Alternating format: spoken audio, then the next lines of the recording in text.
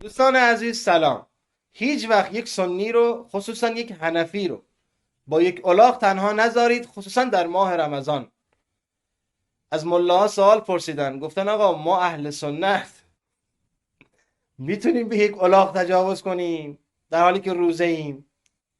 ملاها جواب دادن، گفتن بله میتونید، مشکلی نداره، میتونید، فقط مراقب باشید که انزال صورت نگیره، وگرنه هر کاری خواستید انجام بدید.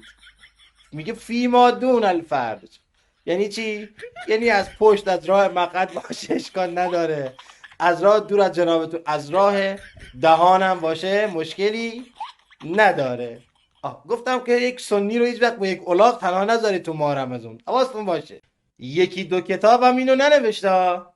کلی از شما برید کتابای احناف، کتب فقهیشون رو برید ورق بزنید، کلی از علماشون اینو گفتن که مشکلی نداره تو ماه رمضان شما به حیوونا مثل الاغ. جالبه میگه بهیمه. بهیمه یعنی چی؟ یعنی هر حیوان چارپا، اهم از این که این حیوان چارپا تو آب باشه یا تو خشکی باشه. مثلا اسب، قاطر، الاغ، دور از جنابتون، اسب آبی اینا مشکلی نداره، میتونی بهش تو ماه رمضان تجاوز کنی، روزت هم باطل نمیشه. جالبه آقای نووی همین مطلب رو تایید کرده، میگه نظر ابو حنیفه همینه.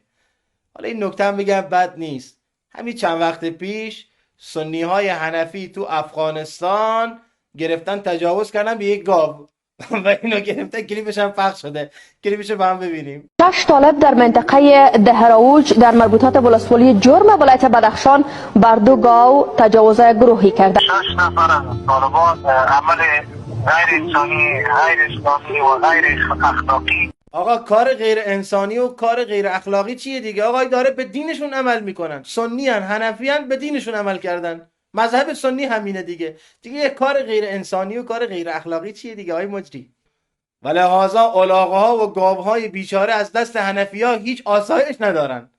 حالا عجیبتر از همه اینها چیه؟ کلام ابن حزم، امام ابن حزم که از ائمه سنی ها میگه، تعجب کرده بنده خدا، میگه عجیبه، تعجب کردم بابا این چرندیات و مزخرفات چیه؟ احناف گفتن که آقا شما عمل قوم لوط هم انجام بدی روزت باطل نمیشه، به حیوانات، به الاغ و اینا هم تجاوز بکنی هم باطل نمیشه. ابن حزم تعجب کرده، میگه این مزخرفات چیه که احناف گفتن؟ اینه دیگه آقا، اینه دین سنی، همینه. هیچ وقت یک سنی رو تو ماه رمضان با یک الاغ تنها نذارید. United by strong bonds. وایسا من سنی نیستم، نترس، وایسا. In the faith can quell their hunger and quench their thirst.